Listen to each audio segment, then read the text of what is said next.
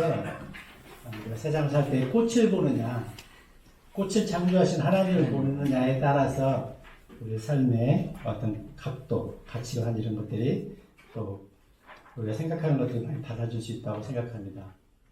그런 말 들어보셨어요? 부자는 한 명도 없다고 그러잖아요. 돈이 아무리 많아도 자기보다 많은 사람이 반드시 어딘가에 있기 때문에 누구도 부자라고 생각하지 않는다고 합니다. 근데 모든 것을 은혜라고 생각하는 사람만이 다 부자겠죠? 제가 오늘 전할 말씀은 마태복음 3장이고요. 제목은 회개하라. 하늘의 왕국이 가깝기 때문이다. 마태복음 3장 2절만 한번 읽어볼까요? 같이. 시작. 말하기를 너희는 회개하라. 이는 하늘의 왕국이 가깝기 때문이라 하였더라. 기도하겠습니다. 아버지 하나님 감사합니다. 이 아름답고 화창한 날씨를 저희 허락하여 주시고 또 이 좋은 날 저희가 밖에 있지 아니하고 창조주 하나님을 경배하며 우리의 마음을 주님께로 돌릴 수 있음에 참으로 감사를 드립니다.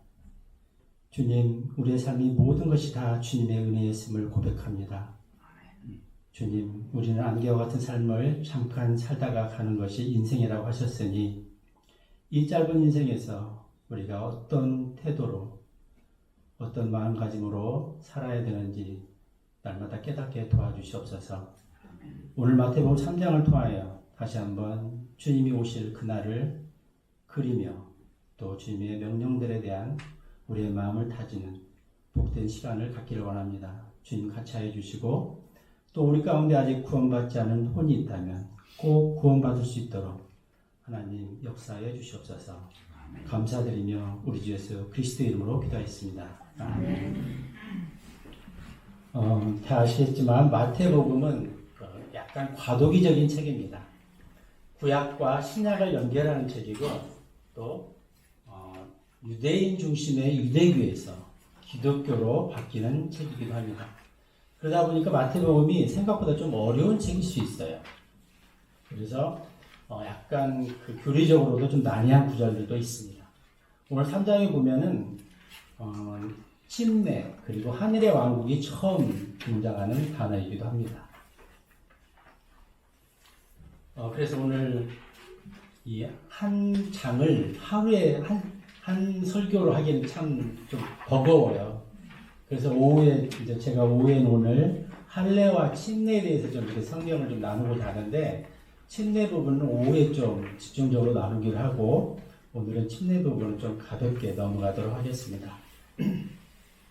3장 1절에 보면은 그 당시에 이렇게 말씀하고 있습니다. 이때는 누가복음 3장 1절 2절에 보면은 그 로마 카이사르 통치 15년 그때라고 합니다. 그런데 이스라엘 지역에는 빌라도 총독이 통치하던 그때입니다. 침례자 요한은 말라기 4장 6절에 보면은 하나님께서 이미 예언해 놓은 그런 예언자이기도 합니다.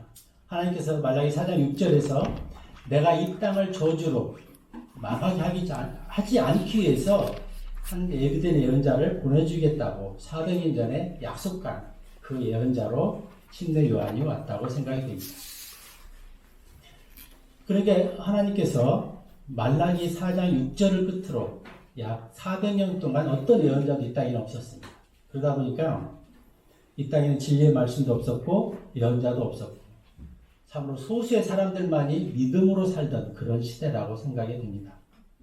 그때 침례 요한이 그 예언된 침례 요한이 등장을 하는 것입니다. 침례 요한은 우리가 알다시피 그 제사장이었던 사가랴와 그 엘리사벳에서 태어난 그 예언자입니다. 그 예수님보다는 6개월 먼저 태어난 그 잉태 수태했을 때 천사가 수태고지를 사가랴한테 제사장 임무를 행하고 있을 때 알려줬던 그런 인물이기도 합니다. 우리가 민수기 4장에 보면은 그 성막에서 이렇게 헌신하는 나이가 보통 30에서 50대까지 성막에서 봉사 일을 했던 그런 말씀이 나오거든요. 그래서 아마도 이 침례 요한이나 예수님이 이때가 아마 30살 정도, 30살 정도 되었을 그때였다고 생각이 됩니다. 유대 광야에서 선포하며 이렇게 말씀하고 있거든요. 그래서 왜 광야에서 선포했을까 그런 생각을 좀 해봤는데요. 이 유대 광야라는 게 우리가 마치 TV에서 나오는 뭐 사하라 사막이나 타클라마카 같은 그런 거대한 사막이 아니라 유대 땅 지역에 약간 황무지 같은 그런 작은 사막처럼 되어 있는 그런 지역이었다고 생각합니다. 유대 땅도 역시 하나님께서 약속해 주셨던 땅이에요. 그래서 막 TV에서 나오는 것 같은 그런 거대한 사막 지역은 아니라는 생각이 듭니다. 아마도 그 당시에 로마 통치와 그 다음에 종교 지도자들의 그런 핍박을 피해서 많은 사람들이 사막에 좀 나왔던 그런 시절이었던 것 같아요. 그래서 예수님께서 누가복음 7장에 보면 너희가 무엇을 보고자 하느냐 이런 말씀이 있거든요. 그래서 예언자의 말씀을 듣기에 나왔다 이런 표현이 있는데 아마도 이 당시에 사람들이 말씀도 없던 시대, 예언자도 없던 시대였고 그 다음에 로마의 통치하에 있었고 그러다 보니까 아마 그런 핍박을 피해서 일부 사람들이 사막에 나와서 이렇게 지내지 않았었나 이런 생각이 듭니다. 그리고 2절에 보면 오늘 읽었던 말씀처럼 너희는 회개하라. 왜? 하늘의 왕국이 가깝기 때문이라 이렇게 말씀하고 있습니다. 이 말씀 우리가 잘 기억하실 텐데 이게 개역 성경에 우리가 킹제임 성경에 나오기 전에 천국이라는 말로 들었던 말씀이잖아요. 사실 천국은 죽어서 가는 곳이잖아요. 근데 침례 요한이 회개하라. 하늘의 왕국이 가깝기 때문이라. 그래서 이 왕국의 개념은 킹제임 성경을 통해서만이 정확하게 그 개념을 잡을 수 있는 말씀입니다. 간단하게 말씀드리면 헤븐리 킹덤, 하늘 왕국은 그 낙원, 옮겨진 낙원. 우리가 이 다음에 죽어서 옮겨질 새치 하늘이고요. 그 다음에 하나님의 왕국은 영적인 왕국. 구원받은 사람들로 이루어진 영적인 왕국이고 지금 오늘 말씀하는 하늘의 왕국은 하늘에 있는 왕국이 이 땅에 세워질 왕국. 그러니까 가시적으로 예수님이 왕이 되어서 물리적인 왕국으로 이 땅에 세워질 왕국을 하늘의 왕국이라고 합니다. 그 왕국을 천년왕국이라고도 하잖아요. 그렇죠? 네. 그래서 천년왕국에는 사실은 하나님의 왕국 백성들이 들어가는 거예요. 천년왕국은 하늘의 왕국이면서 동시에 하나님의 왕국이라고 할 수 있습니다. 요한은 그 왕국을 얘기하면서 회개하라. 회개의 침례를 말씀하고 있는 거예요. 이게 신학적으로 따지면 회개는 사실은 이제 6절에도 보면은 이런 말씀이 있거든요. 6절에 죄들을 자백하라 이렇게 말씀이 나오는데 회개는 어떻게 보면은 뭐 꼭 그렇게 구분하기는 어려운 면이 있지만 원죄에 대한 회개를 말합니다. 우리가 죄에 대해서는 이게 원죄에 대해서 우리가 죄를 하나님께 고백할 수가 없잖아요. 우리는 원죄는 하나님께서 이미 용서를 다 해주셨어요. 모든 사람한테 예수 그리스도를 통해서 예수님 십자가에서 죽으시고 부활하심으로 모든 사람들의 그 원죄는 해결이 다 됐습니다. 이 원죄는 우리가 돌이킴으로 믿음으로 누구라도 받을 수 있는 거예요. 내가 회개해서 받는 게 아니라 회개라는 의미는 엄밀히 따지면 돌이킨다. 하나님께 돌아온다는 의미고 이거는 선물로 하나님께서 이미 모든 사람에게 구원을 베풀어 주셨다는 겁니다. 그래서 누구라도 믿음으로 받을 수 있는 거예요. 여기서 이제 죄들의 자백이라 하면 우리가 구원받은 이후에 우리가 짓는 죄들을 하나님 앞에 자백하고 신학적으로 이미 다 용서를 해주셨다고 하지만 우리가 하나님께 우리의 죄들을 자백함으로써 우리가 깨끗함을 입을 수 있는 것입니다. 죄의 그 의식에서 자유로워질 수 있다는 것이죠. 그러면 죄가 뭔가에 대한 개념을 먼저 파악을 알아야 우리가 회개하고 하나님께 돌아올 수가 있는데 죄라는 것은 요한복음 16장 9절에 보면 죄에 대하여 하면 그들이 나를 믿지 않게 때문에 믿지 않는 게 죄라는 거예요. 왜? 하나님께서는 죄에 대해서 이미 다 용서를 해 주셨는데 그 사실을 믿고 받아들이지 않는 게 죄라는 거죠. 맞나요? 아멘. 네. 요한복음 16장 9절에 보면은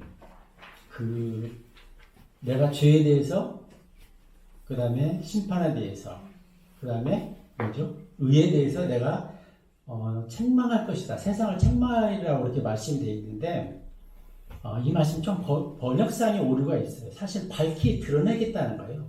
의에 대해서, 죄에 대해서, 심판에 대해서 밝히 드러낸다는 것이죠. 리프로브라는 단어를 세상을 책망할 것이라면 이해가 잘 안 돼. 이게 무슨 말씀인가. 근데 사실은 밝히 드러낼 것이다.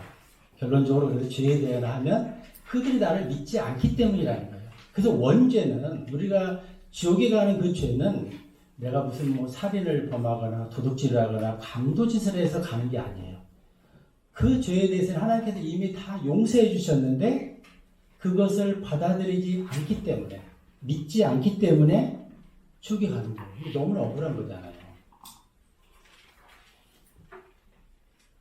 이게 좀 개념이 잘못하면 어렵게 들릴까 조심스럽긴 한데요.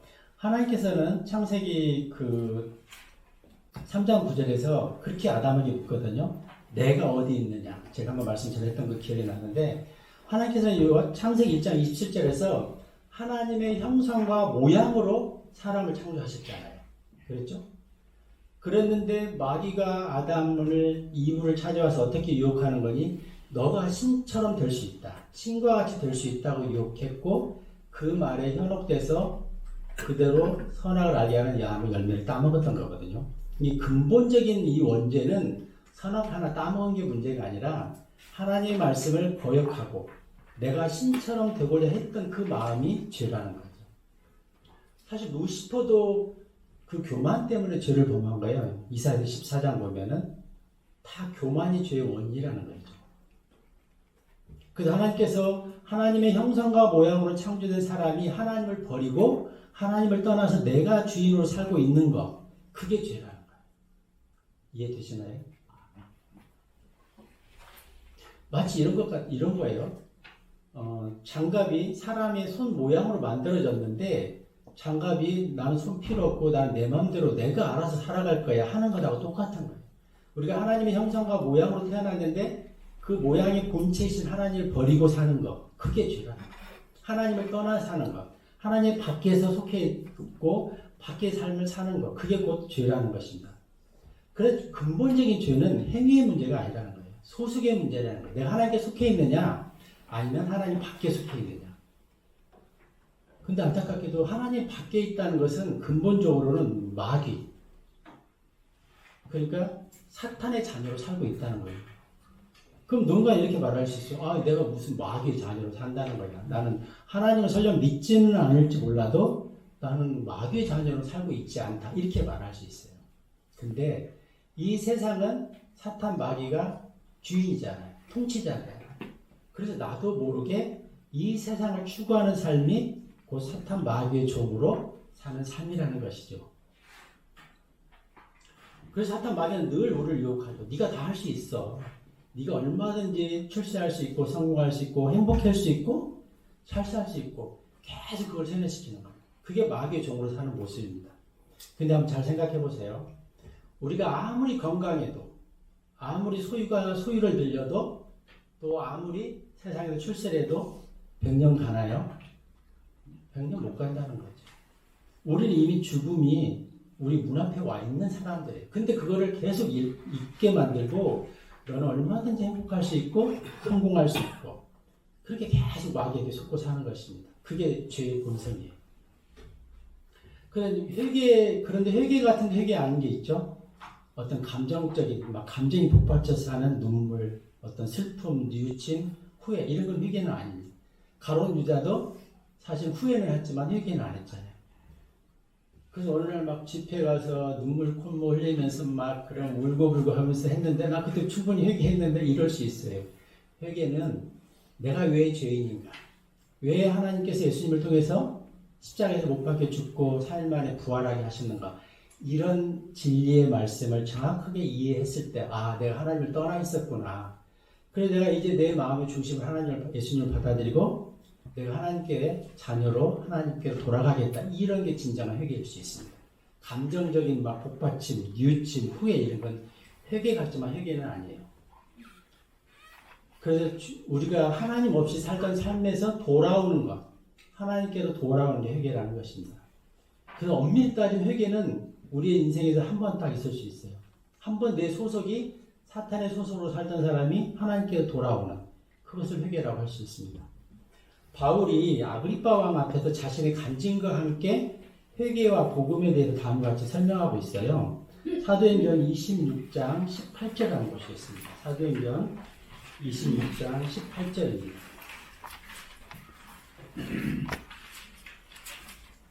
우리 창준 형제님 한번 읽어주실래요? 사도행전 26장. 그들의 눈을 열어주게 하고 그들을 어둠에서 빛으로 그리고 사탄의 권세에서 하나님께로 돌이키게 하려 합니다. 이는 그들로 하여금 죄들의 용서를 받게 하려 하며 내 안에 있는 믿음에 의하여 순결하게 구별된 자들 가운데서 유산을 받게 하려 합니다. 네, 이렇게 말이 막 길고 해서 좀 복잡한데요. 한마디로 말해 우리가 복음의 말씀이 선포될 때 성령 하나님께서 우리의 마음의 눈을 열어주신다는 거예요. 그랬을 때 우리가 하나님 떠난 어둠에서, 하나님을 떠난 모든 삶은 어둠의 삶이거든요. 거기에서 빛으로 돌아온다는 것이죠. 빛으로 나온다는 거죠. 그리고 사탄의 권세에서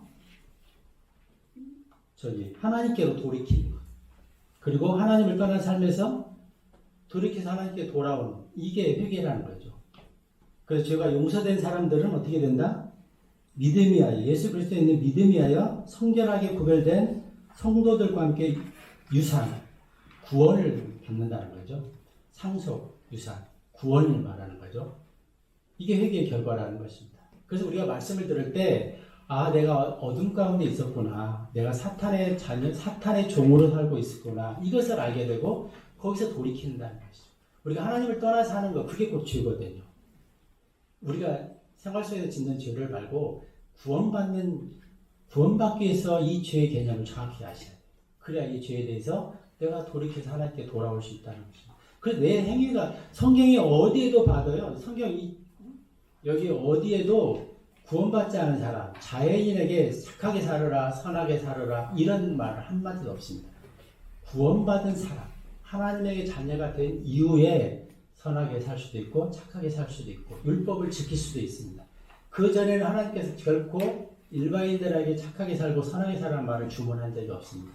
그럼 내가 착하게 살고 선하게 살아서 구원받을 수 있게? 그렇지 않다는 거죠. 하나님께서 유대인들한테 이스라엘 백성에게 율법을 주실 때도 6월절 어린 양을 통하여 구원받고 홍해를 가로질러 침례 형식을 거친 다음에 시내산에 도착해서 거기서 율법을 주시고 있습니다. 우리가 절기도 보면은 6월절이 있고 그 다음에 다음 날부터 7일 동안 무교절이 있잖아요. 먼저 구원받은 사람은 그 다음부터 죄 없이 선하게 착하게 살으라는 거예요. 내가 깨끗하게 사는 결과 구원받는 게 아니라 구원받은 결과 내가 변화될 수 있다는 것이죠. 하나님의 성령에 임했을 때 그때부터 하나님의 뜻 가운데서 할 수 있다는 것입니다. 그래서 인간은 태어나면서부터 존재가 죄인이라는 거예요. 아담의 허리에서 태어난 모든 사람은 다 죄인인 것입니다. 우리의 아버지부터 할아버지 계속 올라가면은 누가 나오죠? 아담이 나오잖아요. 그렇죠? 그래서 아담 이후에 태어난 모든 사람은 죄인이라는 거예요. 그럼 사람들 좀 억울하잖아요. 나는 죄를 지은 적도 없고 원죄에 내가 관여도 없고 나는 사실 나하고는 아무 관계가 없는데 왜 내가 태어나자마자 죄인이어야 되느냐. 그리고 왜 내가 죄 때문에 죽어야 되느냐는 그런 불만을 가질 수 있죠. 저도 구원받기 전에 그랬던 것 같아요. 나하고 원죄가 무슨 상관이 있다고 내가 죄인이고 그 죄 때문에 내가 사망의 그 그늘지기를 가느냐 이거죠.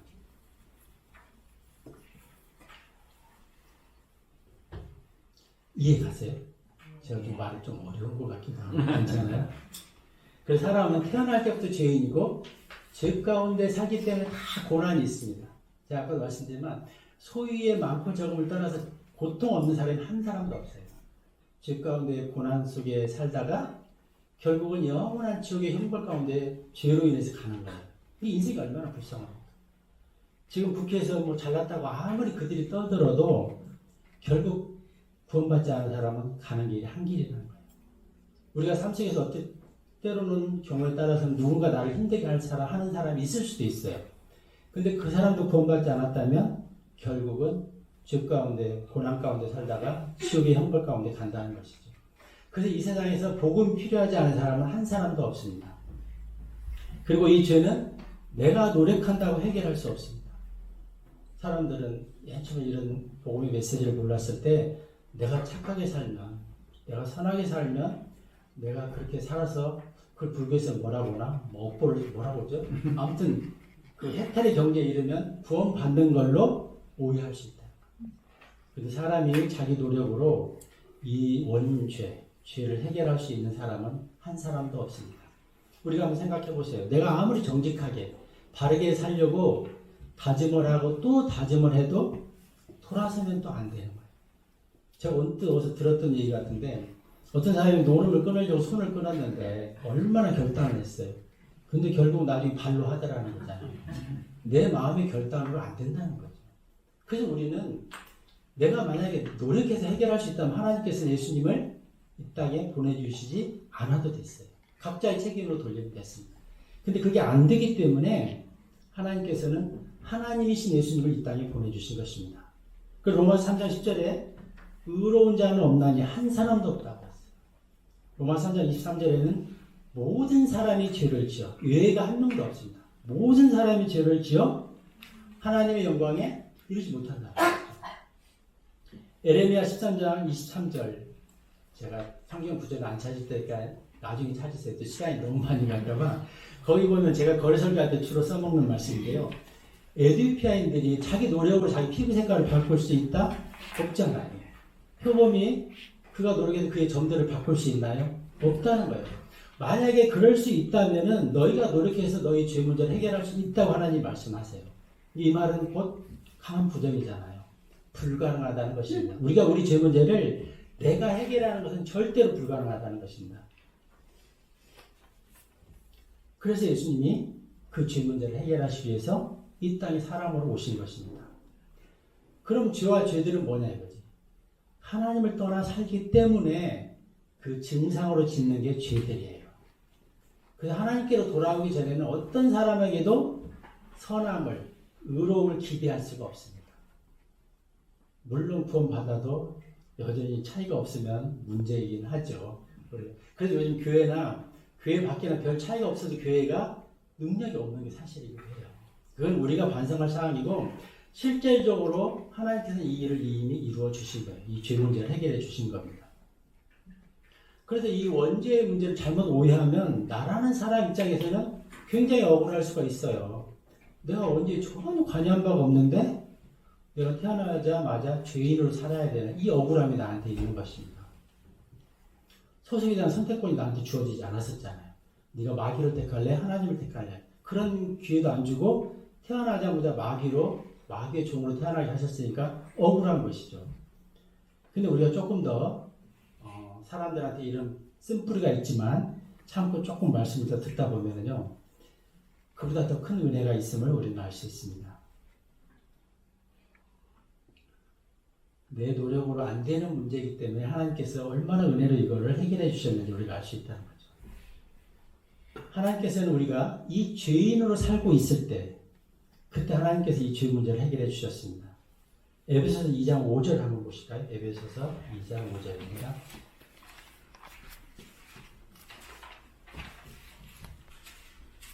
(2장 5절입니다) 실로 우리가 죄들 가운데서 죽었던 때에 우리를 그리스도와 함께 되살아나게 하셨느니라. 은혜로 너희가 구원을 받았느니라. 우리가 죄인 되었을 때, 우리가 죄인으로 있을 때 하나님께서 예수님 통해서 우리를 찾아오신 거예요. 내가 착하게 살고 하나님께 뭔가 막 영광을 돌리고 좀 사람답게 사는 모습 속에서 오신 게 아니라 내가 죄인이었을 때 하나님께서 은혜를 베풀어 주셨다는 거죠. 로마서 5장 8장에도 우리가 죄인이었을 때 하나님께서 그분의 사랑을 옛날 성경에 하면 당당히 제시했다고 말씀하고 있잖아요. 내가 사람답게 살 때가 아니에요. 내가 죄인으로 살고 있을 때 하나님께서 찾아오셨다는 것입니다. 그리고 요한복음 3장 10절에 하나님께서 세상을 어떻게 이처럼 사랑하세요. 독생자를 주셨으니 저를 믿는 자에게는 영원한 생명을 주려 하심이라는 거예요.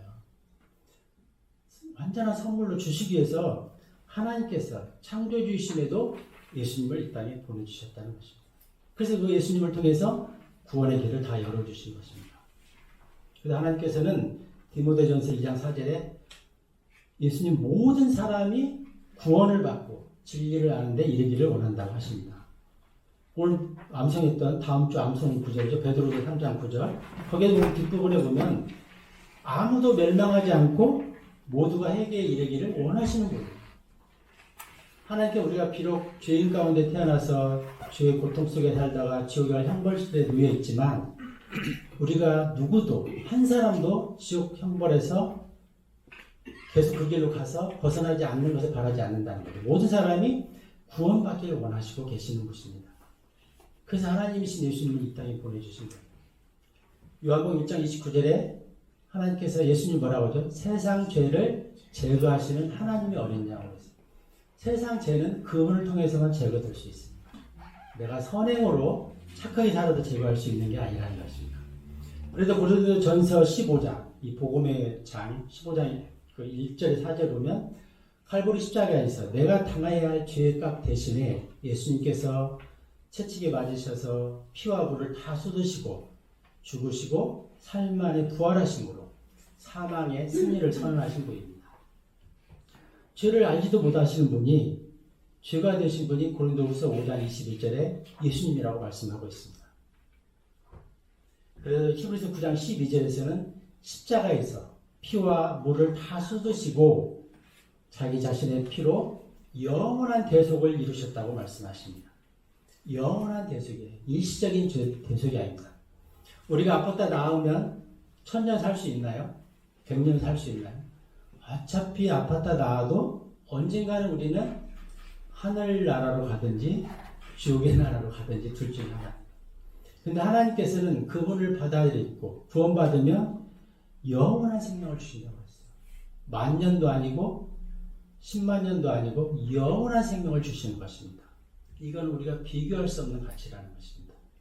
우리가 이 땅에 100년에 우리의 삶을 투자할 거냐, 영원한 삶에 투자할 거냐, 각자가 그 회개 원리에 의해서 한번 생각해 보시기 바랍니다. 계시록 3장 20절에 보면 이런 말씀이 있어요. 이건 물론 구원받은 사람도 해당되고 구원받지 않은 사람도 해당이 되는데요. 내가 문 밖에 서서 두드리느니 누구든지 내 음성을 듣고 문을 열면 내가 그와 더불어 먹고 그는 나와 더불어 먹겠다고 예수님 말씀하시는 거예요. 지금 우리의 각자의 마음속에서 예수님이 계속해서 문을 두드리는 거예요. 마음의 문을 열어라. 내가 너를 다 용서했다. 나를 통해서 예수님이 그래요. 내가 곧 길이요 진리요 생명이다. 나를 통해서 생명으로 갈 수 있고 삶의 바른 길로 갈 수 있고 진리의 말씀 안으로 올 수 있다고 예수님 말씀하시는 것입니다. 에베소서 2장 8절 9절 우리가 잘 아는 암송 말씀이죠. 너희가 그 은혜를 인하여 믿음으로 말미암아 구원을 받았다. 은혜는 선물자는 거죠. 오직 예수 그리스도의 믿음으로 구원받는다는 것입니다. 내가 노력해서 구원받았다는 게 아니잖아요. 로마서 10장 9절 10절에 너희가 마음으로 믿어 의에 이르고 입으로 신하여 구원에 이른다고 말씀하셨어요. 우리가 마음으로 믿어서 하나님의 의에 이를 수 있다는 거죠. 로마서 3장 25절, 28절 한번 같이 찾아보시겠습니다. 로마서 3장 25절, 28절입니다.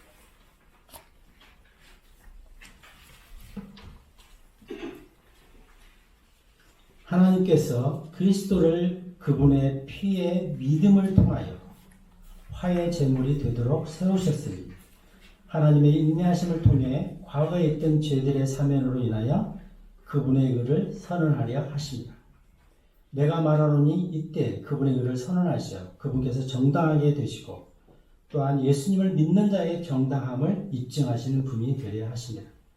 그렇다면 자랑할 때가 어디에 있느냐? 자랑이 전혀 허용되지 아니하느니라. 무슨 법에 의해서냐?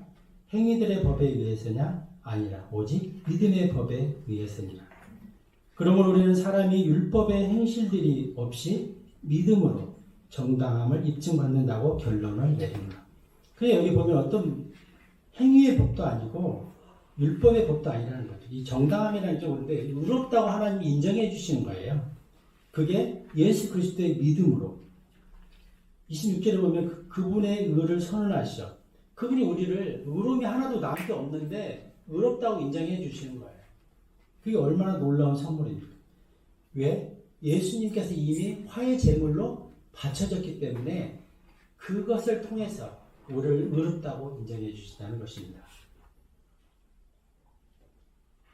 믿음이란 우리가 전에도 말씀드렸지만 믿음이란 예수 그리스도를 나의 주님으로 받아들이는 거예요.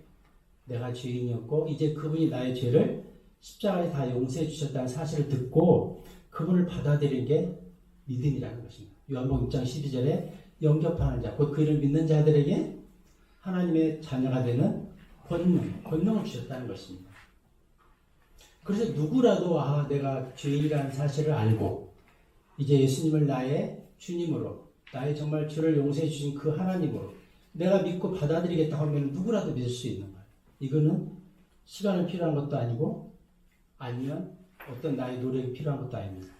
여러분들은 그 예수님과 함께 십자가에 못 박혀 돌아가셨던 두 강도 얘기를 아실 것입니다. 그죠? 그 두 분 중에, 그 두 강도 중에 한 명이 구원을 받았어요. 이제 사형 집행 직전입니다. 이 사람은 예수님을 주님께서 주의 나라 가실 때 나를 기억해 달라고 그분을 하나님으로 인정했을 때 구원받았어요. 이 사람은 사형 직전이었습니다. 이 사람은 11조를 낼 시간도 없었고 선한 일을 할 시간도 없었고 봉사활동을 할 시간도 없었고 전도를 할 시간도 없었어요. 그럼에도 그 사람은 구원받았다는 것입니다.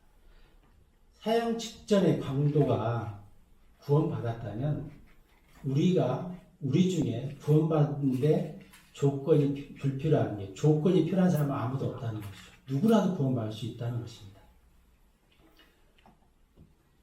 오늘 누구라도 구원받을 수 있는 이 진리의 말씀에 근거해서 우리 중에 모든 사람들이 다 구원받기를 소망합니다. 그리고 회개와 하나님을 향한 믿음에 대해서 제가 구절을 많이 찾아봤는데 이 말씀이 좀 비교적 설명을 잘 하고 있더라고요. 히브리서 6장 1절을 한번 보실래요? 히브리서 6장 1절입니다.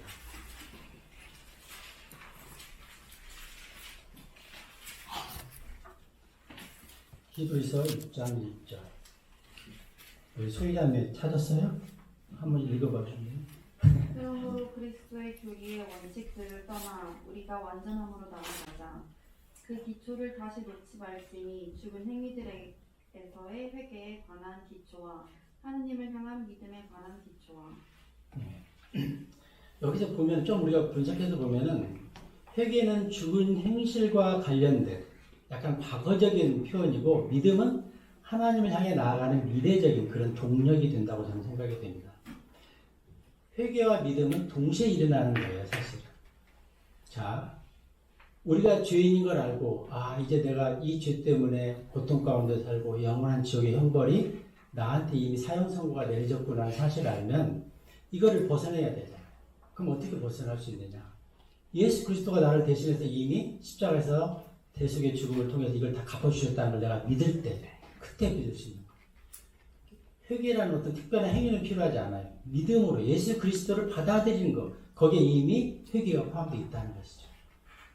그래서 우리가 믿음으로 구원받는다고 할 때 옛날에 아픈 기억인데 제가 행방동 성서 침례교 다닐 때 한 20년 전이래요. 회개냐 믿음이냐, 회개와 믿음이 플러스 되냐, 아니 회개는 구원받느냐, 믿음은 이 말도 안 되는 논쟁을 하다가 교회가 쪼개졌어요. 사실은 이것도 하나의 원인이 됐습니다.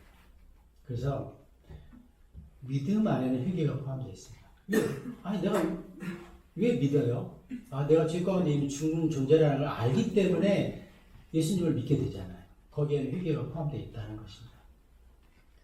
예수님을 구원자로 믿고 받아들이면 어떤 결과가 일어날까요?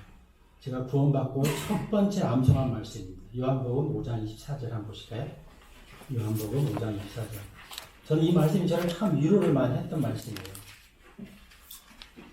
처음 구원받았을 때는 이게 정말 구원받았는지 아닌지 참 긴가민가할 때 이 말씀을 늘 암송하면서 위로를 받았던 말씀입니다. 요한복음 5장 24절입니다. 진실로 진실로 내가 너에게 말하노니. 예수님께서 강조해서 지금 말씀하시는 거예요. 나의 말을 듣고 나를 보내신 분을 믿는 자는, 이게 나의 말, 이 진리의 말씀, 이 복음을 듣고 예수님을 보내신 분, 하나님을 믿는 자는 영원한 생명이 있으며, 우리는 그동안 사망이었잖아요.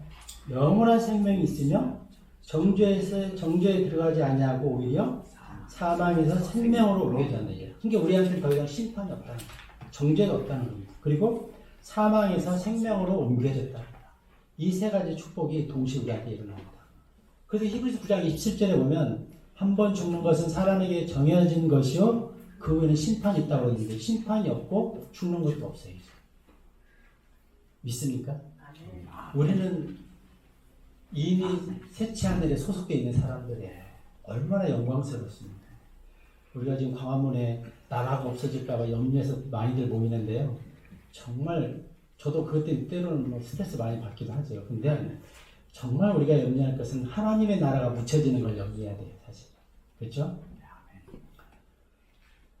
주보다 더 큰 사랑으로 하나님은 우리를 다 용서해 주신 거예요. 이미.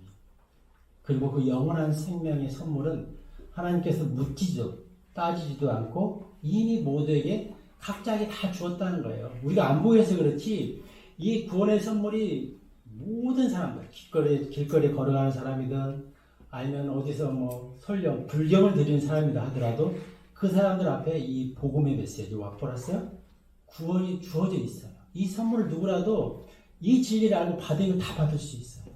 어떤 절차가 필요하지 않습니다. 이게 얼마나 억울해요. 제가 말씀드렸잖아요. 지옥에 가서 일을 간다는 게 그렇게 쉬운 구원을 내가 못 받은 게 그것 때문에 일을 갈 수도 있어요. 고통 때문에 일을 갈 수도 있지만 그 억울함 때문에 일을 갈 수도 있다니까요. 그래서 죄를 해결하기 위해서 우리가 할 일은 아무것도 없습니다. 오직 예수 그리스도를 나의 메시아로 그리스도 구원자로 받아들이면 돼요. 이미 그분이 다 베풀어 놓으신 거예요. 우리는 주저할 필요가 전혀 없습니다. 구원은 그래서 나의 노력이나 나의 어떤 선행하고 전혀 관계가 없다는 것입니다. 영원한 생명은 하나님의 선물이에요. 하나님만이 주실 수 있어요. 사실 우리가 노력해서 영원한 생명을 받는다면 별로 가치가 없을 수도 있어요. 이건 내 노력으로 얻을 수 있는 게 아닙니다. 그럼에도 여전히 많은 사람들이 저도 그랬으니까요. 내가 선하게 살아서 잘 한번 구원받을 수 있다고 그런 자기 기만에 빠질 수가 있습니다. 그런 생각이 얼마나 틀렸는지 제가 한번 쭉 설명해 나가도록 증명해 보이도록 하겠습니다. 만약에 우리 중에 우리가 단 하루만이라도, 하루는 너무 과하고요, 단 1시간만이라도 교만이나 악한 생각이나 아니면 미움이나 탐욕이나 아니면 시기 질투 없이 만약에 단 1시간만이라도 지낼 수 있다면 어느 정도 가능성이 있을 수도 있어요. 근데 그럴 수 없다는 것입니다. 시기 질투 탐욕은 나도 모르게 바로 생기지 않아요. 본능적으로 생기잖아요. 저도 올 때 얼마나 차가 덜컹거리는지 좀 비싼 차를 타면 좀 빨리 좀 편하게 올 수 있었을 텐데 우리 애가 운전하고 제가 옆에 탔는데 어찌나 이게 요동이 심한지 제가 운전할 때는 못 느꼈는데 종이장이다 보니까 그대로 그 지표면에 그 반응을 보여주시더라고요. 심지어 우리는 선을 행할 때도 그 안에 거짓이 있다는 걸 알아야 돼요. 구원받지 않은 사람은 아무리 자기가 선하게 살려고 해도 안 된다니까요. 노력으로. 사람은 겸손을 나타낼 때도 그 안에 교만이 자리 잡고 있어요. 사실은. 교만이 동기가 돼서 겸손하다고 겸손을 드러내는 거예요. 정말 심각한 우리가 기도할 때도 정말 때로는 설교할 때도 죄를 짓는다는 거예요. 그게 인간이라는 것입니다. 우리는 존재 자체가 죄인이에요. 그거를 부인할 수가 없다는 것입니다. 그래서 아까도 말씀드렸죠. 의인 없는 한 사람도 없다고. 그게 사도 바울의 고백이거든요. 근데 또 사도 바울은 이어서 나는 죄인 중에 우두머리라고 바울은 고백하고 있어요. 바울이 죄인 중에 우두머리면 우리는 어떻게 표현을 해야 되죠? 표현할 말이 없습니다. 그리고 우리는 다 부정한 물건 같고 모든 의는 더러운 누더기 같다고 이사야 예언자는 말하고 있습니다. 사람의 마음은 모든 것보다 거짓되고 극도로 사악하다고 에레미야 선지자는 고백하고 있습니다. 그렇게 훌륭한 다니엘도 한순간 하나님의 영광을 가로채기도 했습니다. 욥은 자신이 의롭다고 하나님께 나와서 쭉 그의 주장이 잘못된 걸 강력하게 지적하기 전에는 자기 의롭다고 친구들한테 엄청나게 자기를 항변했던 사람이에요. 그래서 구약 4,000년 동안 의로운 사람은 단 한 사람도 없었습니다. 그렇죠? 구약 4,000년 동안 의로운 사람이 한 사람도 없었다면 우리는 말할 것도 없는 거예요. 그럼에도 내가 야무지게 나는 의롭게 살 수 있다고 다짐한다면 헛다짐이 될 수밖에 없습니다. 그리고 또 하나 결정적으로 우리가 논쟁할 수 없는 이 부분은 천년왕국 때예요. 천년왕국 우리가 잘 아시다시피 모든 환경이 회복되는 완벽한 조건에서 사는 세상입니다. 그리고 그때는 사탄도 무적행이 같이 있어요. 그렇죠? 지금은 사탄이 이 세상 통치자로서 우리를 끊임없이 유혹하고 끊임없이 넘어지게 하지만 천년왕국 때 사탄은 무적에 갇혀 있는 때예요. 그때 그럼에도 수많은 사람들이 예수님을 거부하고 사탄과 짝짝꿍이 된다고 하잖아요.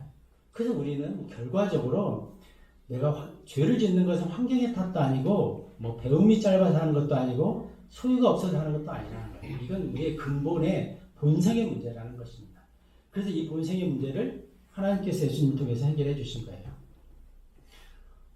잘 아시지만 여러분 우리의 인생은 그렇게 길지 않습니다. 제가 살아보니까요. 퇴직하기 전에는 저도 몰랐어요. 인생이 굉장히 긴 줄 알았어요. 퇴직해보니까 너무나 그 전과 후의 삶이 달라지더라고요. 우리는 언젠가 다 죽는다는 것입니다. 2025년 엊그저께 맞이했는데 벌써 3월 가고 있잖아요.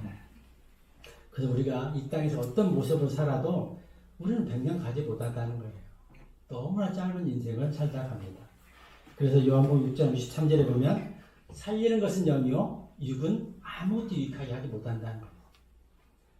옛날 개혁성에 보면은 육체의 연습은 약간의 유익이 있다 이렇게 표현됐는데 실제로 킹제임스 보면 아무런 유익도 없다고 그랬어요. 어떻게 보면 건강관리를 너무 잘해서 너무 오래 살면 너무 고난의 세월을 길어질 수도 있어요. 그래서 정말 아무 유익이 없다는 거예요. 성경이 딱 그렇게 단어를 해놨어요. 그래서 저도 요즘 자전거 절제 타려고 합니다. 그래서 하나님의 말씀만이 영이요 생명이라는 거예요. 이제 이 선택권이 우리한테 남아있다는 것입니다. 그 선택을 오늘 하시기 바랍니다. 누구도 죽음을 피할 수 있는 선택이 우리한테 있어요. 피할 수 없는 게 아니라는 것이죠. 우리는 마치 지금 물 밖에 나와 있는 고기와 같아요. 그리고 마치 화병 속에 있는 꽃과 같이 가지가 꺾인 꽃과 같아요. 물 밖에 나와 있는 물고기가 지가 언젠가는 죽지 살겠어요? 우리가 아무리 건강관리 잘해도 언젠가는 죽는다는 거고요. 그것을 누구도 초월할 수가 없다는 것입니다. 로마서 6장 23절 하나 더 찾아볼까요? 누가 한번 읽어주실래요? 로마서 6장 23절이에요.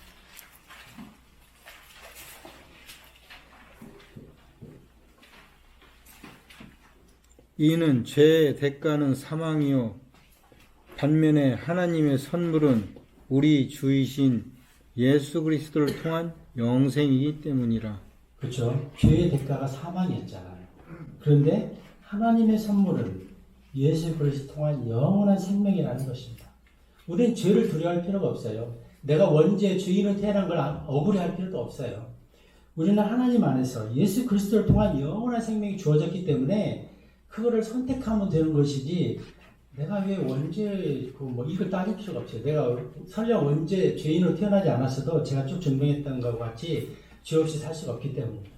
더 큰 선물이 우리한테 주어졌다는 거예요. 그래서 오늘 이 자리를 떠나기 전에 이 선물을 꼭 받고 이 문제를 해결하시기를 바랍니다.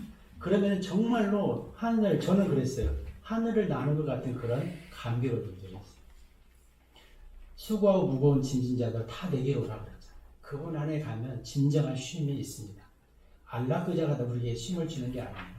비싼 침대가 쉼을 주는 게 아니라 그분 안에 들어갈 때 진정한 쉼을 얻을 수 있습니다. 그분만이 우리의 길이요 진리요 생명이기 때문에 그렇습니다. 2절에 너무 오래 갔는데요. 3절에 보시면 침례 요한의 그 예언은 그 예언자 이사야서 40장 3절에 이게 예언된 말씀입니다. 그 말은 이사야에서 예언됐다는 것은 침례 요한이 태어나기 700년 전에 이미 약속된 예언자였다는 거예요. 그러니까 우리가 성경에 놀라는 게 우리는 7시간 후의 일도 우리가 예언할 수 없는데 700년 전에 이런 예언들을 정확히 이루시고 또 400년 전에도 한 번 더 예언의 말씀을 주셨고 그거를 정확히 이루어 가시는 게 하나님이시라는 거죠. 창조주만이 일을 하실 수 있습니다. 그리고 4절에 보면 침례 요한은 자신을 돌보기보다는 주님을 증거하는 일에만 자신을 온전히 헌신하고 있습니다. 5절, 6절을 보실까요? 5절, 6절에 보면은 침례 요한이 이 당시에 보면 굉장한 영향력을 가졌던 것 같아요. 유대와 온 지역에서 그에게 침례를 받기 위해서 나왔다 이렇게 말씀하고 있거든요. 그럼에도 침례 요한은 이 자기의 영향력을 자기를 드러내거나 자기를 나타내는 데 쓰지 않았어요. 오로지 예수 그리스도를 나타내는 일에만 전념해서 헌신했다는 것입니다. 그게 7절까지 계속 이어지거든요. 그리고 8절 9절에 보면은 아마도 침례 요한에게 이 당시에 또 이 침례 요한이 살아갈 이 당시에는 신정 통치, 신정 국가잖아요, 이스라엘. 그 말은 뭐니? 정치 지도자가 곧 종교 지도자예요. 그래서 이 당시에 침례 요한이 광야에서 뭔가 많은 사람들이 그에게 가고 영향력을 미치니까 아마도 사두개인들이나 바리새파 사람들이 침례 요한의 영향력에 대해서 알아보기 위해서 그에게 나왔던 것 같아요. 그때 8절 9절에 보면 침례 요한이 이렇게 말씀합니다. 그러므로 회개에 알맞은 열매를 내고 너희 속으로 말하기를 우리는 아브라함을 우리의 조상으로 두고 있노라라고 생각하지 말라. 그러니까 마음을 떠나 있는데 단지 선민의식. 나는 아브라함의 후손이고 우리는 하나님께서 특별히 선정한 민족이야. 이런 의식 속에 살아있는 그들을 침례 요한이 강하게 질책하는 것입니다. 아브라함이라는 이 선민의식이 그들을 결국 구원할 수 없기 때문에 그렇습니다. 마찬가지로 우리 중에도 그런 거 있잖아요. 우리 전도하다 보면 저는 모태신앙인데요. 누가 그 얘기도 하더랬는데요. 모태신앙은 못한다는 모태신앙 그렇게도 얘기하던데 모태신앙이 나를 구원하지 않습니다. 우리 부모님이 우리 할아버지 때부터 3대 때 믿는다고 해서 결국 그게 나를 구원으로 인도하지 않는다는 것입니다. 교회를 아무리 오랫동안 다녔어도 아무리 교회에서 집사요, 권사요, 목사다 하더라도 그 직분이 그 사람을 구원하지 않는다는 것입니다. 오로지 사망을 이기고 부활하신 예수님을 나의 주님으로 받아들일 때 그때만 구원받을 수 있습니다. 시간이 또 많이 갔어요. 그리고 10절에 보면은 좀 빨리 하겠습니다. 불신자들에게는 이미 도끼가 나무의 뿌리에 놓여 있다 이렇게 말씀하고 있습니다. 심판 가운데 있다는 말씀입니다.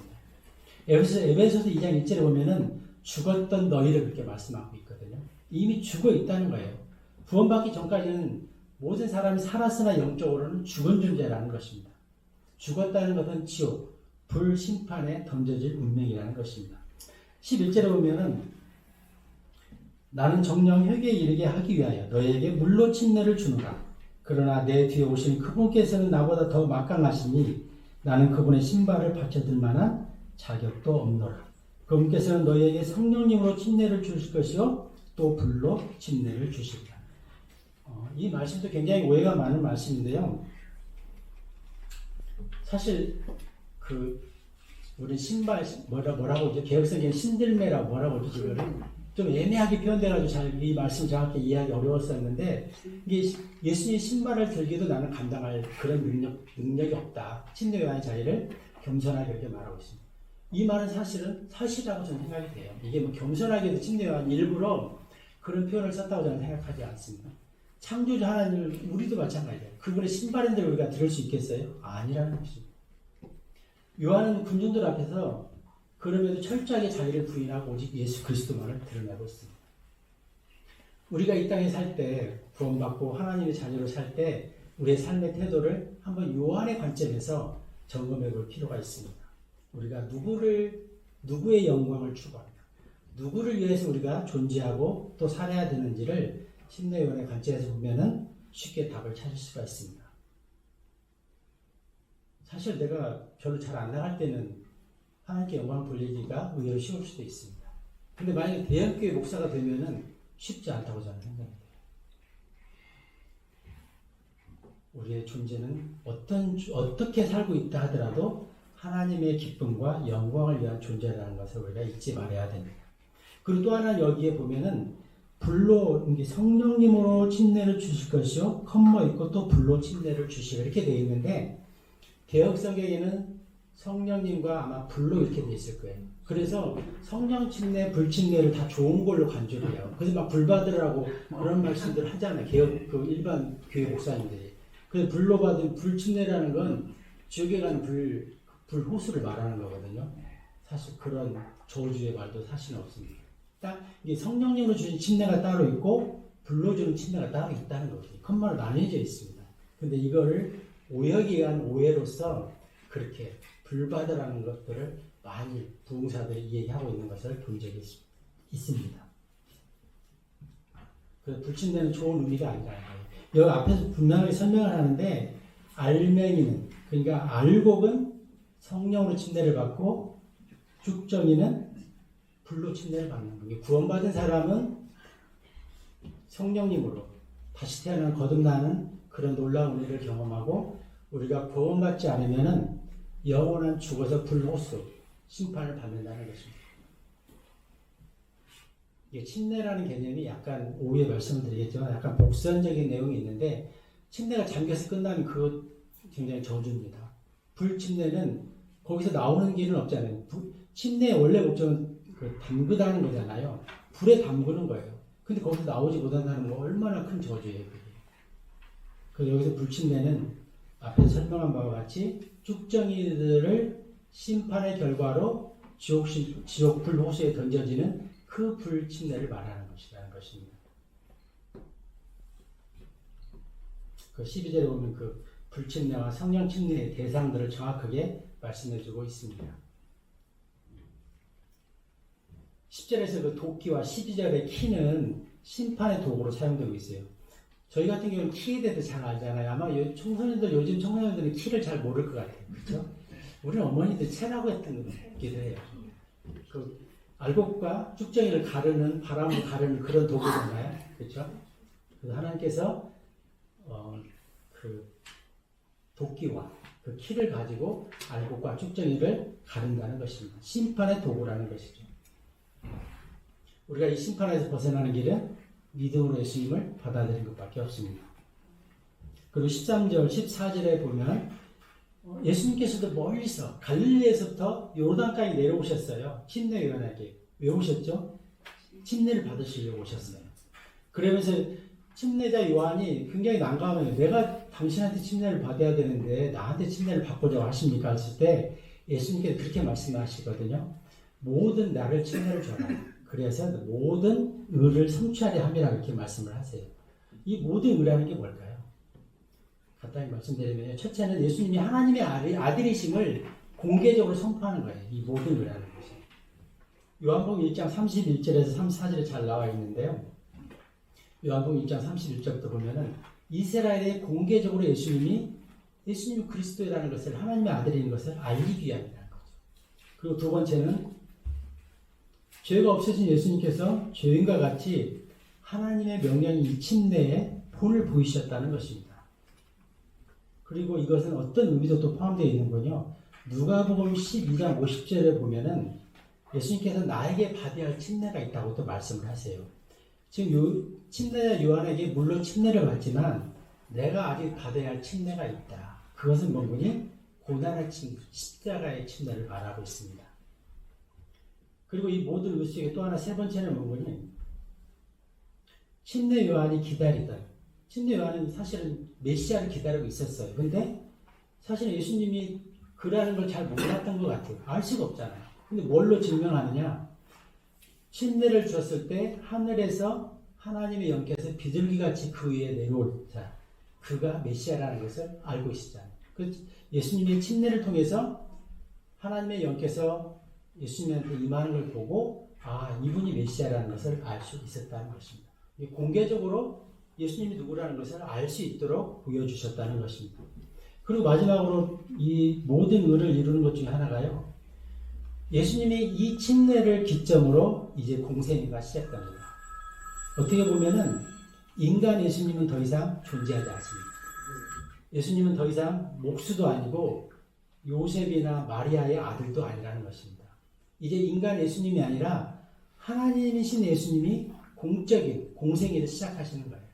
사실 아마도 이 공생애가 시작되기 전까지는 정말 목수의 아들로 가난하게 그렇게 살았을 거예요. 인간 예수님으로서.